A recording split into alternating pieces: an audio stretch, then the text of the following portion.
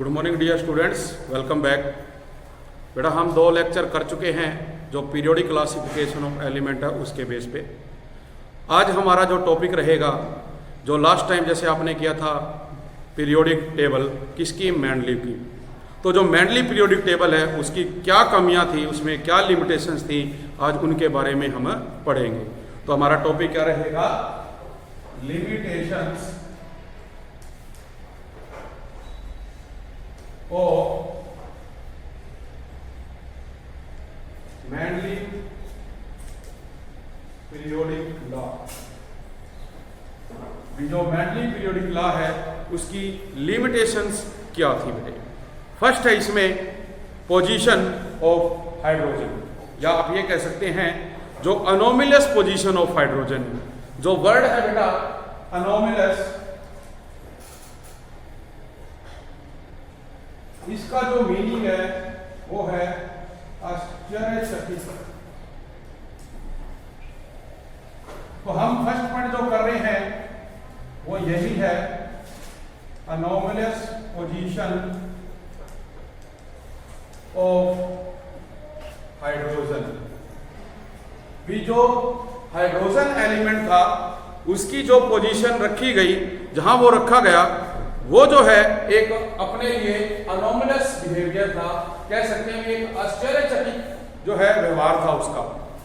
जो कि बेटे आपको मैंने पहले ही बताया भी जो हाइड्रोजन एलिमेंट है वो फर्स्ट जो हमारा ग्रुप था उसकी तरह इलेक्ट्रॉन लॉस भी कर सकता है, और जो 17 ग्रुप है जिसको हमने नाम दिया हैलोजन फैमिली, उसके लिए भी जो है वो क्या करता है, मैच करता है। तो जैसे हम क्या कहते हैं भी जो फ्लोरीन क्लोरीन ब्रोमीन थे वो एक इलेक्ट्रॉन गेन करते हैं, जिस वजह से माइनस चार्ज आता है और वो नोबल गैस बनती है। तो यहाँ जो हाइड्रोजन है इसको फर्स्ट ग्रुप में रखा जाए या इसको 17th ग्रुप में रखा जाए, ये जो है हम डिसाइड नहीं कर पाए, इसलिए इसे एक अलग जगह दी गई। एक अनोमलस जो है इसका जो ये व्यवहार आया आश्चर्य करने वाला, उसके बेस पे इसको कहाँ रखा जाए इसके बारे में नहीं पता चला। तो ये क्या था उसका अनोमलस पोजीशन ऑफ हाइड्रोजन। जैसे कि जो हाइड्रोजन है वो आप देखते हो बेटे, हम बात कर रहे हैं जैसे हाइड्रोजन ग्रुप्स की, आप देखते हैं NaCl है, सोडियम हाइड्राइड भी बनता है, इसी तरह से पोटाशियम हाइड्राइड भी बनता है। मतलब जो हाइड्रोजन है वो जो फर्स्ट ग्रुप के एलिमेंट थे उनके साथ मिलकर भी कंपाउंड बना रहा है, और जो हमारा 17th ग्रुप है उसके साथ जुड़ के भी कंपाउंड बनाता है। एग्जाम्पल के लिए हम देख सकते हैं, जैसे आपके पास है भी जो आप देख रहे हो कि सोडियम हाइड्राइड है, इसी तरह से जो हाइड्रोजन है वो ऑक्सीजन के साथ जुड़ के वाटर बनाता है, सल्फर के साथ जुड़ के हाइड्रोजन सल्फाइड बनाता है। इसी प्रकार से क्लोरीन के साथ जुड़ के HCl बनाएगा, ब्रोमीन के साथ जुड़ के HBr, HF। तो ये इस तरह कंपाउंड फॉर्मेशन करता है। तो इसमें क्या होता है भी जो मोर इलेक्ट्रोनेगेटिव एलिमेंट होते हैं उसमें क्या होगा, उस पर नेगेटिव चार्ज आएगा, और दूसरे केस में क्या होगा, उसके ऊपर पॉजिटिव चार्ज होगा। तो अपने पास हर एग्जांपल में आप देख रहे हैं भी इस पे -1 है, ये भी -1, तो इस पे क्या है +1। इसमें सोडियम क्या मोर है, +1 आएगा, हाइड्रोजन पे -1 आएगा, ये -2 +1 -2 +1। तो इस तरह से इसके बारे में हम नहीं एक्सप्लेन कर पाए भी ऐसा ये क्यों करता है। तो इसकी जो पोजीशन थी, जो हाइड्रोजन है can be placed along with alkali metal. तो जो हमारा फर्स्ट ग्रुप था उसके साथ जो है इसको रखा गया, सबसे ऊपर फर्स्ट टॉप पे इसको जो है पोजीशन दी गई। इसके बाद बेटा आ जाता है position of isotopes. Second point जो इसमें रहेगा, पोजीशन ऑफ आइसोटोप। सबसे पहले हमें पता होना चाहिए भी जो आइसोटोप है इसकी डेफिनेशन क्या होती है। तो बेटा जो आइसोटोप है देखो इसमें क्या होता है, atomic number is same but atomic mass is different. Atomic mass is different. Example हम बात करें हाइड्रोजन की, तो इसके 3 आइसोटोप होते हैं, इसमें तुम देख रहे हो तीनों में जो एटॉमिक नंबर है सेम है 1 1 1, बट जो इनका एटॉमिक मास है 1 2 3, जो कि डिफरेंट दे रखा है। अगर नाम की बात की जाए, इस फर्स्ट को क्या कहा जाता है? प्रोटियम। सेकंड को क्या कहेंगे? ड्यूटेरियम। और इसको बेटा नाम दिया जाएगा ट्रिटियम। तो ये इनको नाम दिए जाते हैं। तो इसके अकॉर्डिंग देखें क्या हुआ कि जो हमारे पास मेंडली पीरियोडिक लॉ था वो किसके अकॉर्डिंग था? इंक्रीजिंग एटॉमिक मास के अकॉर्डिंग। तो जब वो इंक्रीजिंग एटॉमिक मास के अकॉर्डिंग था तो इन तीनों हाइड्रोजन में से कौन सी हाइड्रोजन वहां पे रखी जाए, इसकी समस्या आ गई। कोई जरूरी नहीं है यही आइसोटोप था, कोई दूसरा आइसोटोप ले ले हम, क्लोरीन 1735, क्लोरीन 1737। इसी तरह से हम कार्बन के ले सकते हैं, कार्बन 12, 13 और 14।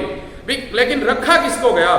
क्योंकि यहां तो हमारे पास एलिमेंट एक से ज्यादा हो गए, तो इसलिए ये क्या रही बेटा, उसकी लिमिटेशन रही भी किस एलिमेंट को रखा जाए, क्योंकि जो हमारे पास इनके आइसोटोप समूह में वो डिफरेंट दे रखे हैं अपने को। और जो हमारे पास पीरियोडिक टेबल में जो लॉ है उसमें ये कहा गया था कि इन एलिमेंट्स को अरेंज किया जाता है इंक्रीजिंग ऑर्डर के अंदर। तो इन अदर वर्ड्स हम ये कह दें भी जो आइसोटोप्स ऑफ ऑल एलिमेंट्स है pose a challenge to Mendeleev periodic law. तो इसने भी जो है आइसोटोप ने जो मेंडली पीरियोडिक लॉ था उसको एक बहुत बड़ा चैलेंज दिया भी इसको कैसे जो है तुम एलिमेंट को रखोगे जबकि इंक्रीजिंग मास के अकॉर्डिंग ले रही हो। तो ये दूसरा पॉइंट रहा जो पोजीशन ऑफ आइसोटोप है। थर्ड पॉइंट था बेटा some anomalous position of some pair of elements, जो हम इसमें थर्ड पॉइंट कहेंगे।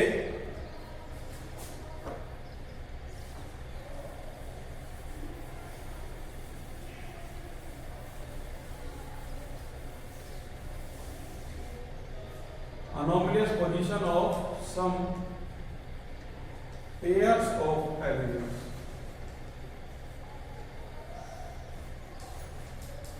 जैसे कि मेंडलीव ने बताया भी जो 3 एलिमेंट्स होते हैं उनके पेयर बनाए गए, और जो हमारा 8th ग्रुप था उसके अंदर जो 4th, 5th और 6th पीरियड था अपना, उसमें ये जो पेयर ऑफ एलिमेंट है इनको अरेंज किया गया।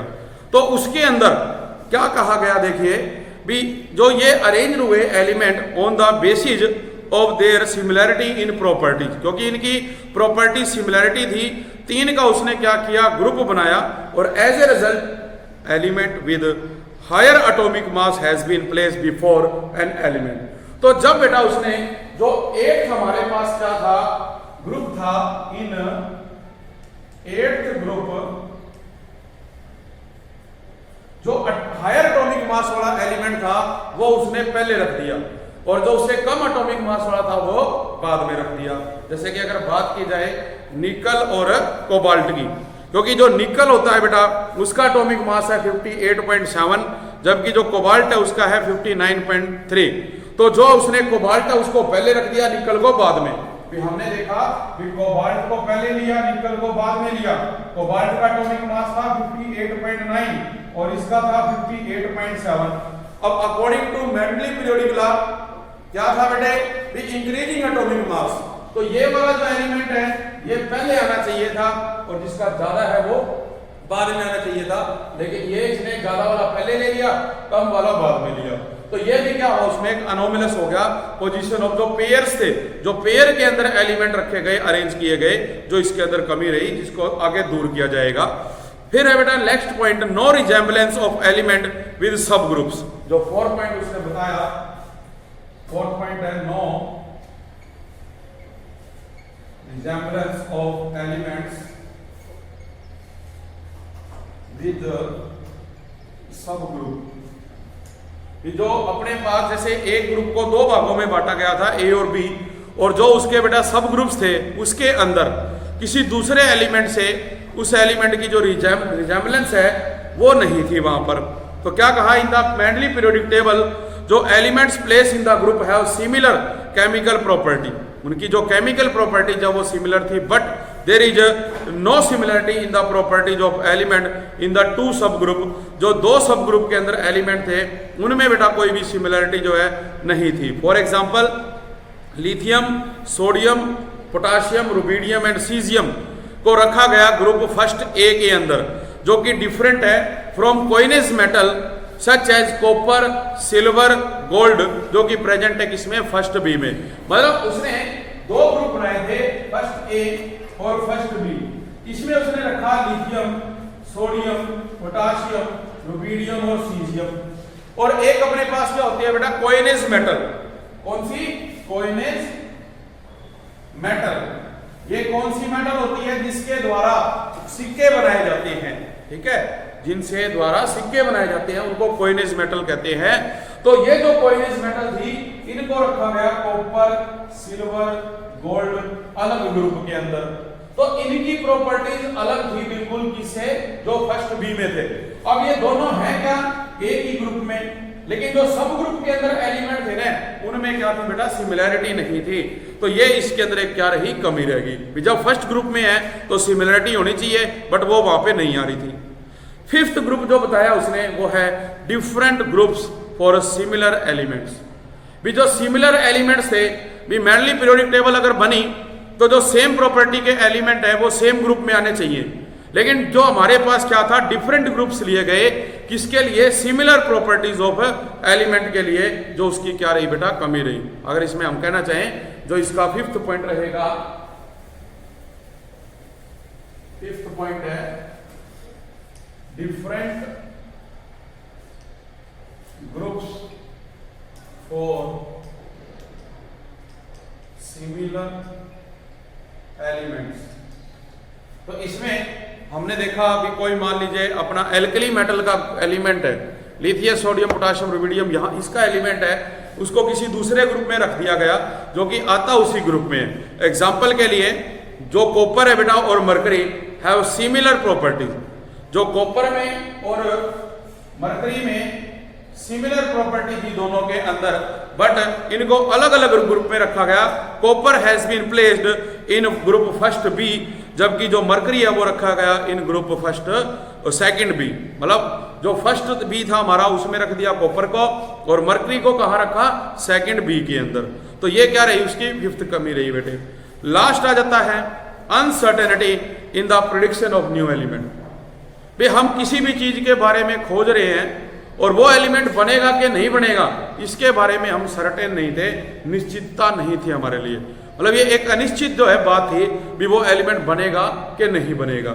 तो इसलिए जो अनसर्टेनिटी है in the prediction of new element वो रही। लेकिन बाद में जब ये नए एलिमेंट बने तो ये जो बेटा अनसर्टेनिटी थी ये बिल्कुल खत्म होगी, और हमने निश्चित रूप से जो नए एलिमेंट थे उनके लिए जगह रखी गई। तो ये हमारा इसमें लास्ट पॉइंट रहा, अनसर्टेनिटी। आप ये कहेंगे कि जो सिक्स्थ पॉइंट है लिमिटेशंस का, uncertainty in the position of new elements. जो न्यू एलिमेंट्स है उनकी जो पोजीशन है उसमें अनसर्टेनिटी जो है बरकरार रही बेटे। तो it is not possible to predict how many new element could be discover, क्योंकि ऐसा पॉसिबल नहीं है। हम पहले ही बता दें भी जो है 50 या 40 एलिमेंट जो है खोजे जाएंगे, उनके लिए हम जगह छोड़ दें। तो वो तो बेटा जैसे जैसे खोजे जाएंगे उसके अकॉर्डिंग आप क्या करोगे, उनको वहां पे टेक प्लेस करवाओगे। तो ये क्या रही, हमारे पास लिमिटेशंस रही जो मेंडली पीरियोडिक लॉ था उसकी। तो इनको दूर करने के लिए जो साइंटिस्ट है मेंडली, उन्होंने प्रयास किया। इसके अलावा और भी साइंटिस्ट आए जिन्होंने इसके साथ प्रयास किया। तो जो मोसले हैं बेटे, उन्होंने मिलकर जो इसके साथ काम किया। तो जो कमियां थी जब इनको दूर किया गया तो हमारे पास जो मेंडली पीरियोडिक टेबल थी या मेंडली पीरियोडिक लॉ था जो, वो चेंज होके मॉडर्न पीरियोडिक लॉ बन गया। क्योंकि उसमें जैसे ही मॉडर्न पीरियोडिक लॉ की डेफिनेशन चेंज हुई, ये जो सारी हमारी लिमिटेशंस थी ये सारी की सारी बेटा क्या हुई, दूर हुई उसकी डेफिनेशन चेंज होने से। और वो क्या थी वो हम करेंगे। तो जो बेटा मॉडर्न पीरियोडिक लॉ है उसके बारे में पढ़ो।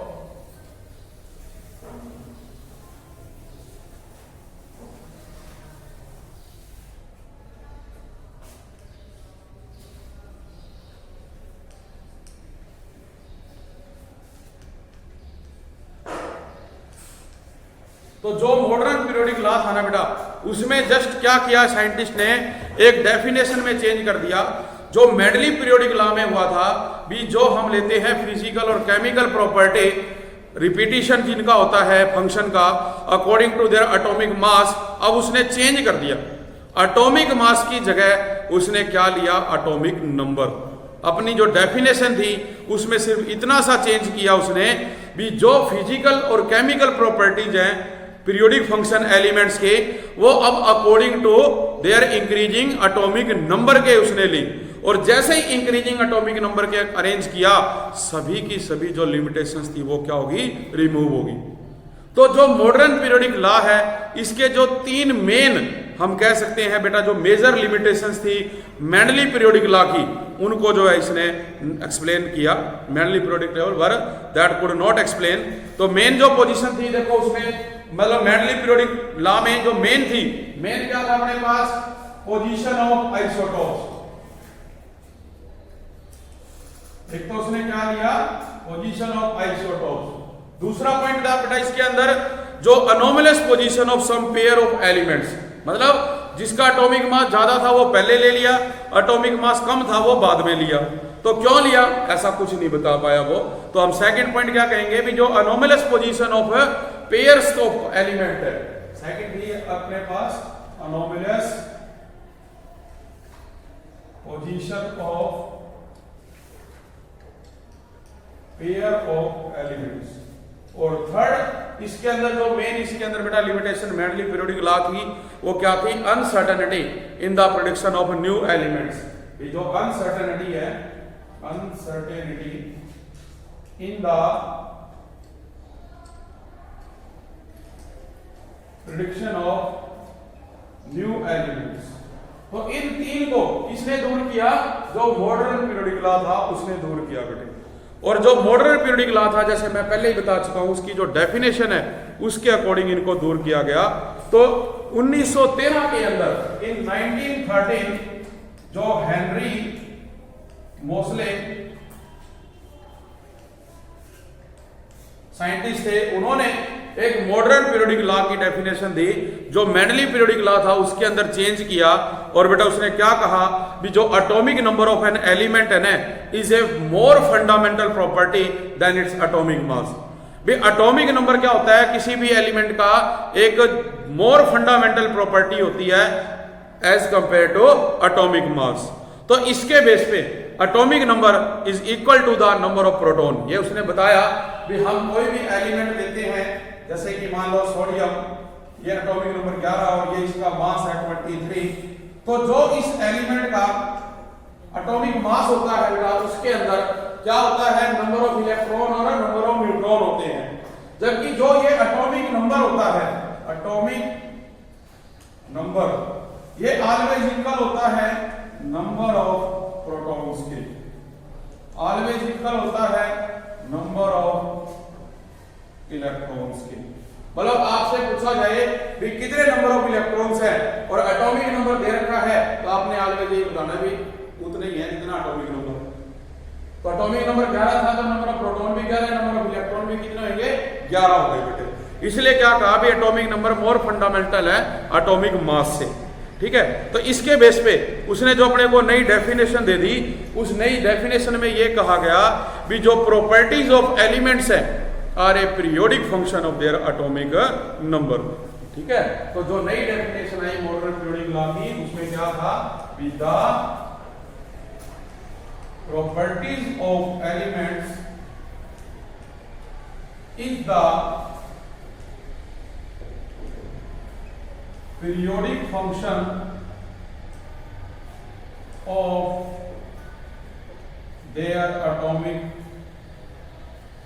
number।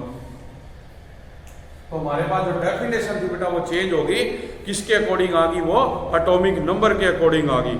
ठीक है, और ये जो पीरियोडिसिटी थी, अगर पीरियोडिसिटी की भी बात की जाए तो वो भी अब किसके अकॉर्डिंग होएगी, एटॉमिक नंबर के अकॉर्डिंग होएगी। तो हम देखते हैं ये अपने पास जो लिथियम है, सोडियम है, पोटाशियम, रुबिडियम, इसका एटॉमिक नंबर 3 है, सोडियम का कितना है 11, इसके बाद का जाता है बेटा 19। तो हम देखते हैं भी, जो हमने न्यूटन लॉ में पढ़ा था, ऑक्टेट लॉ में, भी एवरी 8 एलिमेंट के बाद प्रॉपर्टी रिपीट हो रही है। तो ये देखो लिथियम एल्कली मेटल है, एक इलेक्ट्रॉन लॉस करता है, सोडियम भी एक लॉस करेगा, पोटेशियम भी एक लॉस करेगा, इनकी जो प्रॉपर्टी है वो क्या है, आपस में सिमिलर है। तो वो चीज ने बता रखी है अपने को, देखो दे भी रखा ग्रुप में, एक टेबल दे रखी है जिसमें lithium, sodium, potassium, rubidium, caesium दे रखे हैं, एटॉमिक नंबर बताया गया है। इसके अंदर जो शेल होती है, आपको पता है बेटे, ये पता याद रखना आपने कि जब हम टॉप से बॉटम जाते हैं पीरियोडिक टेबल में, तो जो नंबर ऑफ शेल है वो इंक्रीज होती है। हम देखते हैं भी आप लिथियम की बात करेंगे, हमारा एटॉमिक नंबर 3 है, इसको क्या लिखेंगे हम 2 and 1, ये K शेल है, ये L शेल है, इसका एटॉमिक नंबर है 11, इसको लिखोगे 2, 8, 1, ये K shell, L shell, M shell, इसमें 19 है, देखो इसमें लिखोगे 2, 8, 8 और 1, ये K शेल, L, M और N। तो हम क्या देख रहे हैं, इसमें नंबर ऑफ शेल कितनी थी 2, इसमें बेटा कितनी है 3, इसमें आ गया हमारे पास 4, नेक्स्ट जाओगे 5, नेक्स्ट जाओगे 6।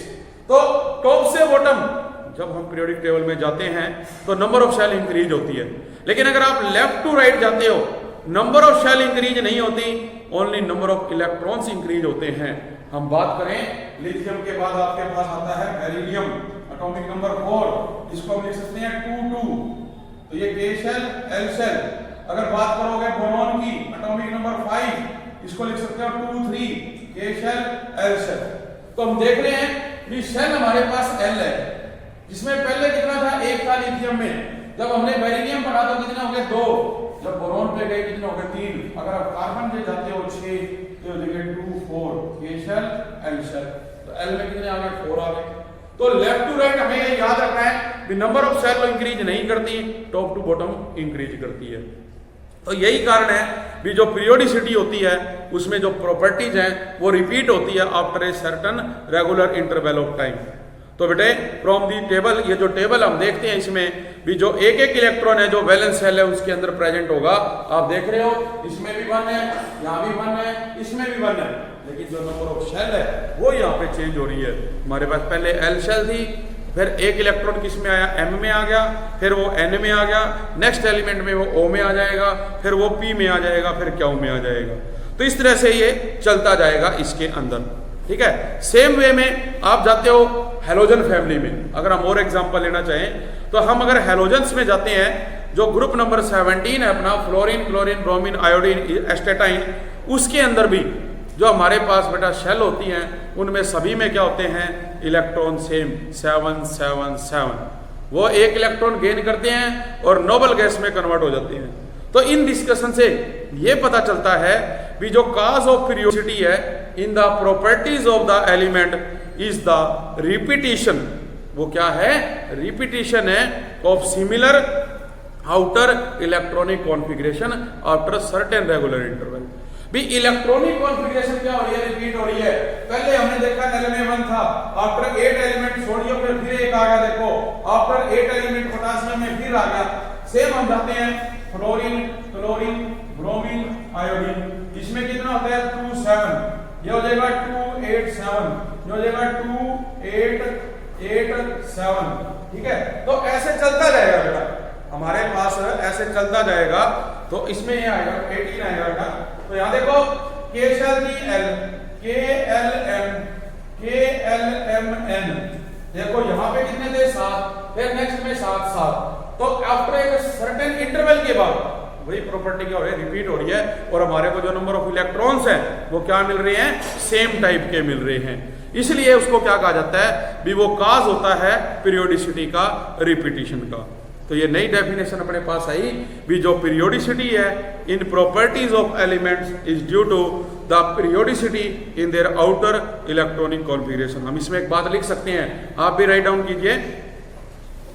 तो बेटा हमारा जो लेक्चर है आज यहीं पर समाप्त होता है, नेक्स्ट हम करेंगे कल वाले लेक्चर में। Thank you very much.